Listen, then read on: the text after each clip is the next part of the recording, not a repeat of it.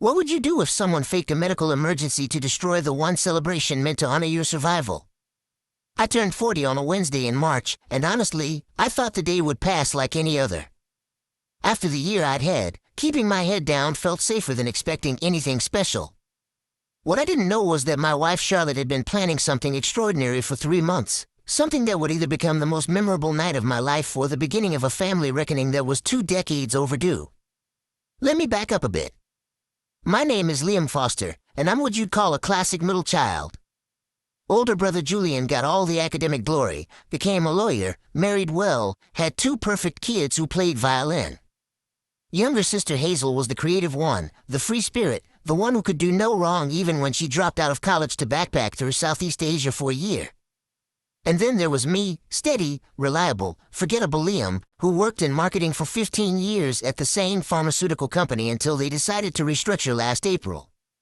The layoff hit me harder than I want to admit. Not just financially, though that was brutal enough. It was the identity crisis, the sudden realization that I'd spent my entire adult life being moderately successful at something I didn't particularly love, and now I didn't even have that.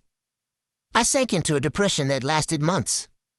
Charlotte held everything together while I could barely get out of bed some days. She worked extra shifts at the hospital, managed our 2 teenagers, and somehow never made me feel like the failure I knew I was. By January, I'd finally clawed my way back. Started therapy, got on medication that actually worked, landed a new job that paid slightly less but felt more meaningful. I was functional again, present again, and our marriage was slowly recovering from the strain. So when Charlotte suggested we do something low-key for my 40th, maybe dinner at our favorite Italian place, I agreed without much thought. What I didn't know was that she'd been saving money since November. Not for a dinner, but for a party. A real party with a guest list and a venue and a band. She coordinated with Julian and Hazel, tracked down old friends I'd lost touch with during my dark months, even convinced my grandmother Iris to fly in from Dublin. Grandmother Iris was 80 years old and hadn't traveled internationally in 5 years, but Charlotte somehow persuaded her that this was important, that her middle grandchild needed to know he mattered. The venue was the Riverside Event Hall, a gorgeous renovated warehouse space downtown with exposed brick and string lights and floor-to-ceiling windows overlooking the water. Charlotte had put down $3,500, non-refundable, which I only learned later. She'd booked a band called the Wayward Sons for $1,200, a local group that played the classic rock I loved. She'd arranged for catering from the Mediterranean place where we had our wedding reception. 60 people had RSVP'd. It was supposed to be perfect. Then there was Valentina Hayes.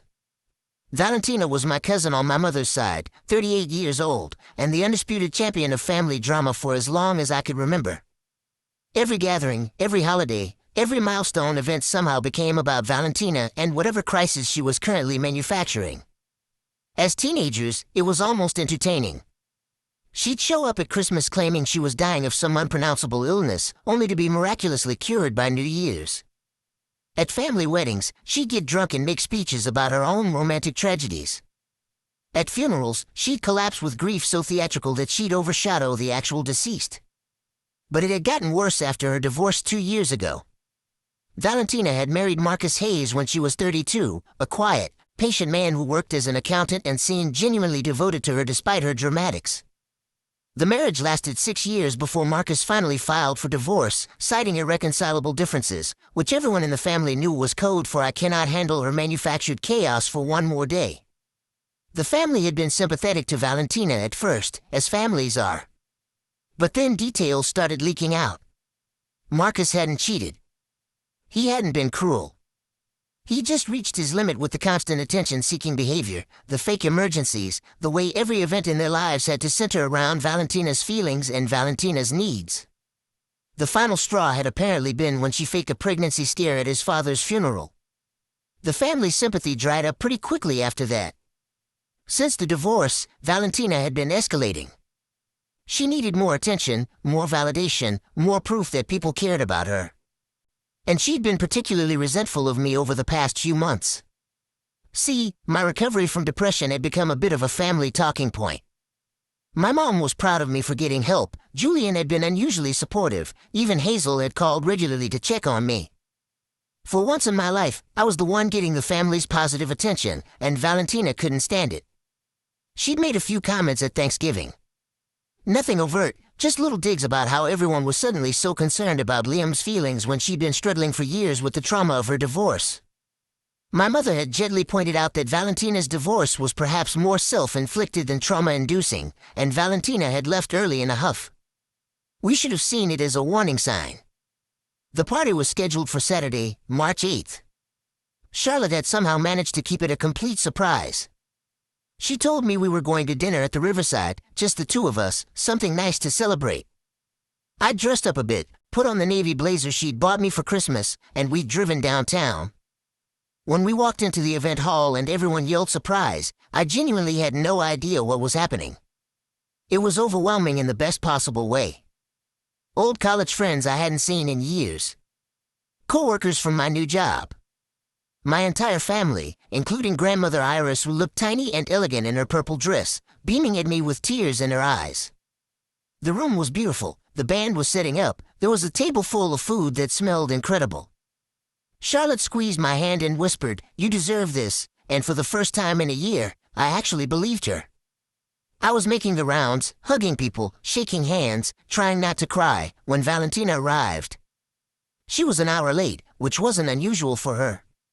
She'd worn a tight red dress that was more appropriate for a nightclub than a 40th birthday party, her blonde hair curled in elaborate waves, makeup applied with a heavy hand.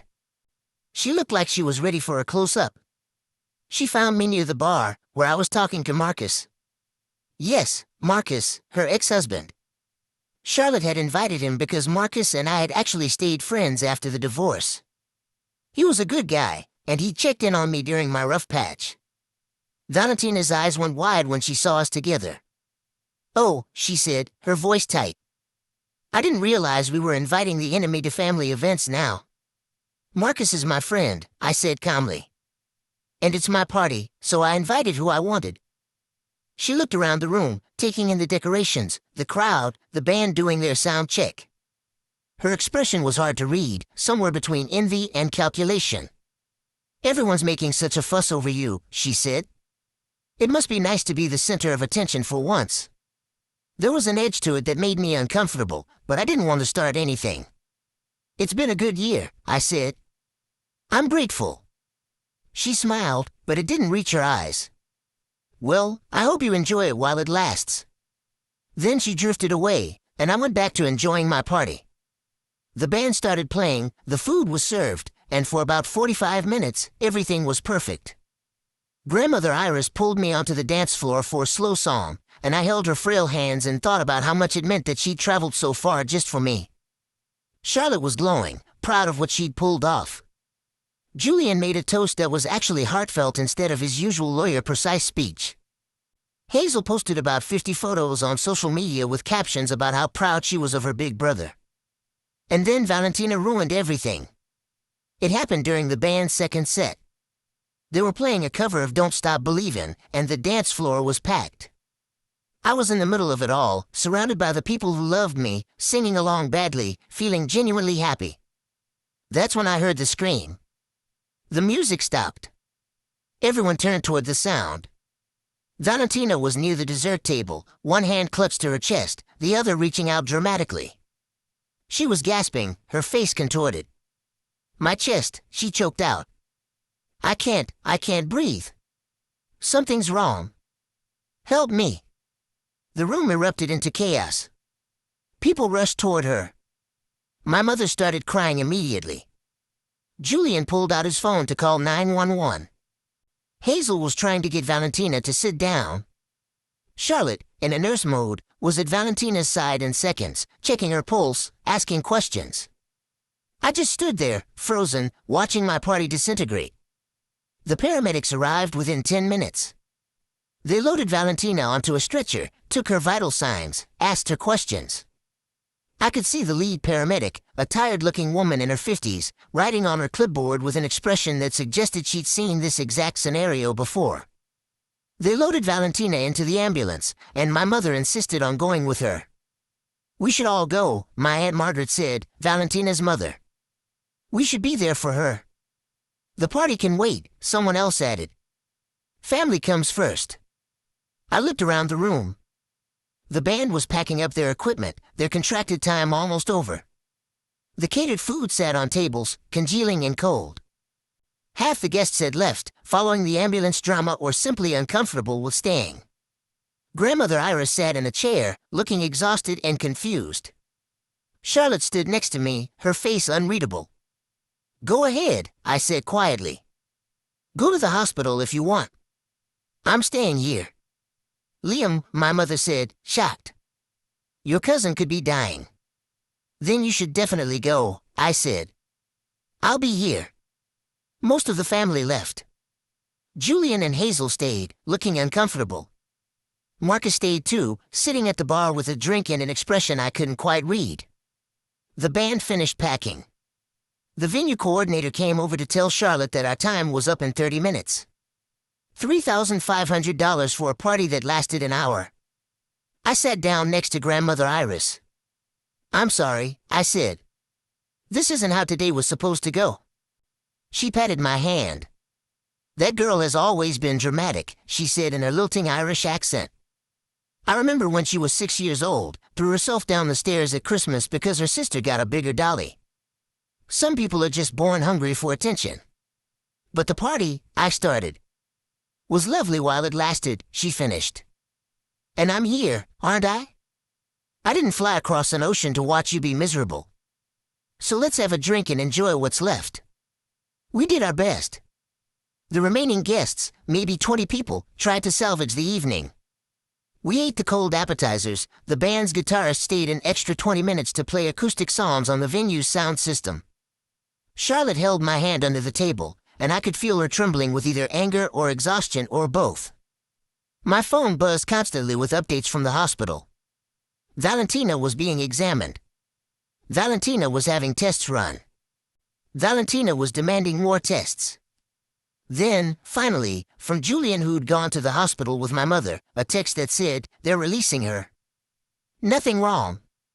She's fine." I showed the text to Charlotte. Her jaw clenched. "Of course she is," she said. We cleaned up what we could, said goodbye to the last guests, and drove Grandmother Iris back to our house. She was leaving tomorrow afternoon, flying back to Dublin, and this had been the one night we have with her. One night, and Valentina had stolen it. I couldn't sleep. I lay in bed staring at the ceiling, doing math in my head. $3,500 for the venue. $1,200 for the band who'd barely played. Probably another $1,000 for the catering, the decorations, the cake. Charlotte had gone into debt for this, on top of the debt we'd already accumulated during my unemployment. And for what? An hour of happiness before my cousin's theatrics destroyed it all? Charlotte was awake too. I could tell by her breathing. "I'm sorry," I whispered. "For what?" she asked. "For Valentina. For my family. For being related to people who can't let me have one good thing." She rolled over to face me. "You have lots of good things," she said. "You have me. You have our kids. You have a job you like. You have your health back. One ruined party doesn't erase all of that." "But you spent so much money," I said. "I'd spend it again," she said. "You deserved a celebration. You deserve to know how many people love you and are proud of you. And you got that, at least for a little while. Don't let her take that away from you too." But I could tell she was devastated. I could hear it in her voice, the way it cracked just slightly on the last word. She'd worked so hard, planned so carefully, and Valentina had destroyed it with one dramatic performance. The next morning, I drove Grandmother Iris to the airport. We didn't talk much. She hugged me goodbye at the departure gate and said, "Don't let the selfish ones win, Liam. You're worth more than that." Then she was gone, and I sat in the airport parking lot for 20 minutes, just breathing. That's when the text messages started. From Valentina. The first one came at noon. "I'm so sorry about last night. I didn't mean to ruin your party. But you have to understand, I thought I was dying. It was terrifying." I didn't respond. An hour later, another text. "The doctors say it might have been a panic attack. from all the stress I've been under. The divorce, you know. It's been so hard. Still didn't respond. That evening, she called. I let it go to voicemail. Her message was 7 minutes long, a rambling monologue about her health, her anxiety, her fear, her trauma. She was sorry, so sorry, but also didn't I understand how hard things were for her? Didn't the family realize she was suffering? The next day, Monday, she started texting Charlotte. I saw the messages when Charlotte showed me, her face pale with anger. I know you're upset about the party, Valentina had written. But maybe this is a sign that we should reschedule. We could do it as a joint celebration, Liam's birthday and my recovery. It would be healing for the whole family. Charlotte didn't respond either. Then came Tuesday, and Valentina joined the family group chat. The one with all the cousins, aunts, uncles, my parents, everyone. She sent a long message about her hospital experience, how frightening it had been, how grateful she was to be alive. Then she dropped the real bomb. The ambulance bill is $2,800. Since my medical emergency happened at a family event, I think it's only fair that the family helps cover it. Maybe we could split it? Or Liam and Charlotte could pay since it was their party and I wouldn't have been there otherwise. I stared at my phone in disbelief. Charlotte looked over my shoulder, read the message, and laughed. Actually laughed, a slightly hysterical sound. She wants us to pay for the ambulance, she said. She crashes our party, fakes a heart attack, ruins everything, and now she wants us to pay $2,800 for the privilege. The family chat exploded. My mother thought we should all chip in. Ed Margaret agreed, saying Valentina was going through a hard time financially. A few cousins stayed silent. Julian sent a single message, absolutely not, and nothing else. Then, unexpectedly, Marcus joined the conversation. Marcus, who was technically not family anymore but apparently still in the group chat from before the divorce. He sent a single message that said, I have information the family should see, and then a link to a shared document folder. I clicked on it. So did everyone else, judging by the sudden silence in the chat. What Marcus had shared was a collection of medical records, ambulance reports, and incident documentation spanning 6 years. Each file was carefully labeled and dated. The pattern was impossible to miss. June 2018, my cousin Eloise's wedding. Valentina had collapsed during the reception, claiming she couldn't breathe. Ambulance called. Hospital records showed no medical emergency. Patient refused treatment after examination. Ambulance bill $800, which the bride's parents had paid to keep the peace. October 2019, our uncle's funeral. Valentina had chest pains during the service. Ambulance called. Hospital records showed panic attack. Patient discharged same day. Ambulance bill $900. May 2021, my cousin Theodore's college graduation party. Valentina had dizziness and heart palpitations. Ambulance called. Hospital records showed dehydration and anxiety. Patient refused overnight observation. Ambulance bill $1,000. December 2022, my aunt's 60th birthday celebration. Valentina had what she claimed were stroke symptoms. Ambulance called. Hospital records showed no neurological issues, possible panic attack, patient discharged within 2 hours. Ambulance bill $1,200. And now, March 2025, my 40th birthday party. Same pattern, same performance, same result. Ambulance bill $2,800. Marcus had included notes with each file explaining that he'd needed this documentation for their divorce proceedings because Valentina had tried to claim disability and ongoing medical trauma.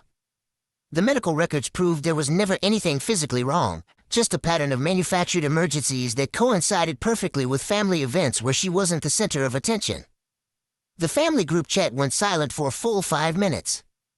I imagined everyone was reading the files, processing what Marcus had laid out so clearly. The pattern was undeniable. Every major family event for 6 years, Valentina had created a medical emergency. Every single time, she'd been fine. And someone else had always paid the price, both emotionally and financially. My mother was the first to respond. I don't know what to say, she wrote. I had no idea it was this consistent. Ed Margaret didn't comment at all. Neither did Valentina. But I could see that she'd read the messages, that she'd opened the files. Julian, in his lawyer mode, sent a message that was precisely worded and probably copied from some legal template. Based on the documentation provided, it appears there is a clear pattern of behavior designed to manipulate family events and extract financial compensation. I believe the family needs to have a serious conversation about boundaries and consequences. Charlotte added her own message, calm and factual. Liam and I will not be paying Valentina's ambulance bill. We spent $3,500 on a non-refundable venue for a party that was ruined by a manufactured emergency. If anyone should be receiving compensation, it's us. Then Hazel, surprisingly, took charge. She created a poll in the group chat. The question was simple: should Valentina be invited to family events for the foreseeable future, yes or no? I watched the responses come in. No. No.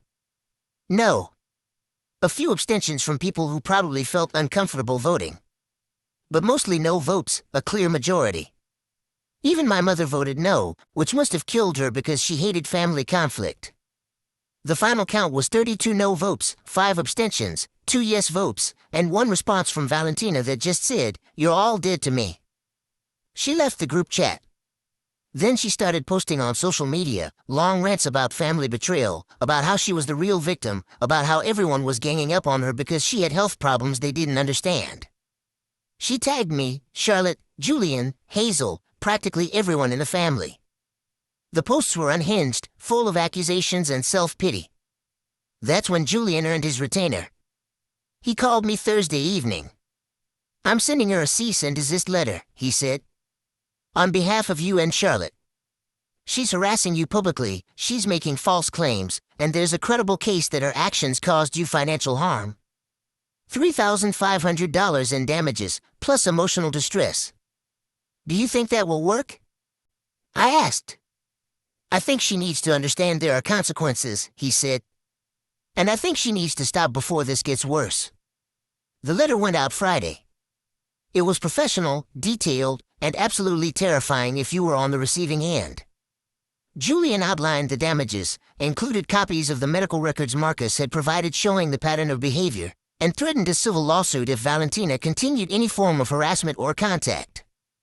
He gave her 72 hours to remove all social media posts mentioning our family and to commit to staying away from family events. The posts came down Saturday morning. The harassment stopped.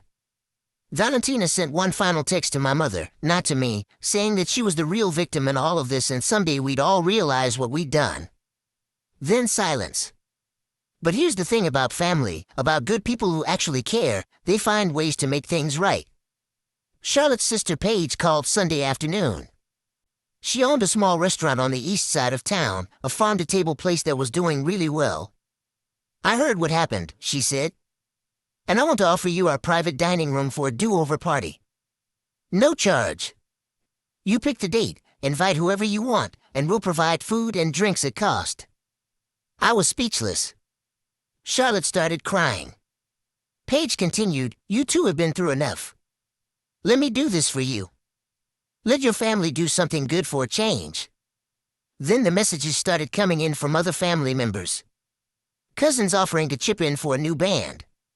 Friends wanting to help with decorations. My Uncle Daniel, who I'd always thought didn't like me much, sent $500 with a note that said, "For the party that should have been." Julian found the Wayward Sons manager and explained what had happened. The band agreed to play again, at cost, for only $600 instead of their usual $1,200. They said they'd heard about the drama and wanted to help make it right. We scheduled the do-over party for 3 weeks later, Saturday, March 29th. Smaller guest list this time, just 40 people, the ones who really mattered. Paige's restaurant was beautiful, intimate in a way the big venue hadn't been. The food was incredible. The band played for 3 hours, way longer than their contracted time, because they were having fun. And Valentina wasn't there. Neither was the anxiety about whether she'd show up and cause a scene. Neither was the tension of wondering if this would be the event she'd ruin. It was just us, The people who genuinely cared, celebrating not just my birthday but the fact that we'd set a boundary and held it. I gave a short speech before the cake was served. I'm not usually good at speeches, that's more Julian's territory, but I needed to say something. I thanked Charlotte for never giving up on me, for planning something beautiful even when I didn't think I deserved it. I thanked Julian for being the kind of brother who'd send legal threats on my behalf. I thanked Hazel for the poll that gave everyone permission to say what needed to be said. I thanked Marcus for having the courage to show us the truth. And I thanked everyone who'd come, who'd contributed, who'd proven that family could mean something good. Charlotte squeezed my hand. "This is what you deserved all along," she whispered. She was right. But I also deserved the lesson that came with it. For 40 years, I'd been the middle child who didn't make waves, who accepted being overlooked, who let people like Valentina steal moments that should have been mine because confrontation felt worse than disappointment. I thought that keeping the peace was the same as being a good person. But sometimes being a good person means setting boundaries. It means saying no. It means not letting toxic people ruin the beautiful things that others work hard to create. It means understanding that you don't have to sacrifice yourself on the altar of someone else's dysfunction. Valentina sent one more message, about a month after the do-over party. It was to my mother, but Mom forwarded it to me. Valentina claimed she'd been diagnosed with a personality disorder, that she was getting help, that she understood now why her behavior had been problematic. She wanted to apologize and hoped that someday the family would forgive her. My mother asked what I thought. I told her the truth. If Valentina is genuinely getting help, that's good for her. But forgiveness doesn't mean giving her access to hurt us again. Maybe in a few years, if she shows real change, we can revisit this. But not now. Not yet. Mom accepted that. I think she was relieved, honestly, to have permission to maintain the boundary. It's been 6 months now. I'm 40 years old in 6 months. The new job is going well. Charlotte paid off the debt from the original party with the money family members contributed. We're in therapy together, working on communication and trust after the strain my depression put on our marriage. The kids are good. Life is remarkably normal. And I haven't heard from Valentina at all. Sometimes I wonder if she really is getting help, if she's working on whatever drives someone to need that much attention, that much drama. I hope she is. Not for my sake, really, but for hers. That's got to be an exhausting way to live, constantly performing crises, constantly needing to be the center of everything. But mostly I don't think about her. I think about the do-over party, about dancing with Charlotte while the Wayward Sons played our wedding song. I think about Julian standing next to me at the bar, talking about nothing important, just being my brother. I think about Hazel posting pictures with captions about the best night ever and meaning it. I think about the fact that at 40 years old, I finally learned that I'm allowed to take up space, that my moments matter, that the people who love me want to celebrate me. And I learned that protecting those moments, protecting the people who create them, isn't selfish. It's necessary. The middle child in me still sometimes feels guilty about the whole thing, about the family rift, about being the reason Valentina got cut off. But then I remember the $3,500 Charlotte went into debt to give me one perfect night. I remember my 80-year-old grandmother flying across an ocean just to see me turn 40. I remember 60 people showing up because they wanted to celebrate me. And I remember that Valentina's choices are not my responsibility. Her bills are not my burden. Her need for attention is not my problem to solve. Some people will always be hungry for the spotlight, so hungry that they'll burn down someone else's joy to fuel their own. And you can't change them. You can only decide whether you'll keep handing them matches. I'm done handing out matches. Charlotte and I are talking about renewing our vows next year for our 15th anniversary. Small ceremony, just immediate family, maybe on a beach somewhere. Julian's already offered to handle the legal paperwork if we want to make it official again. Hazel wants to officiate. It'll be simple and meaningful and ours. And we're not telling Valentina about it. We're not telling anyone who might tell Valentina about it. Not out of spite, but out of self-preservation. She's not part of our lives anymore, and we're all healthier for it. That's the real resolution, I think. Not the do-over party, as wonderful as it was. Not even the cease and desist letter, as satisfying as that felt. The real resolution is understanding that some people will only be in your life if you're willing to sacrifice your peace for their chaos. And choosing to stop making that sacrifice.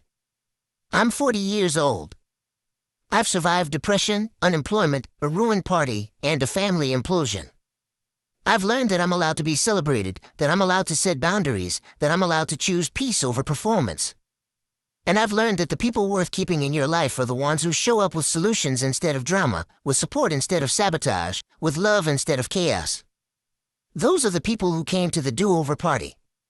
Those are the people in my life now. And honestly, I've never been happier to be the middle child, steady and reliable and finally okay with taking up a little space.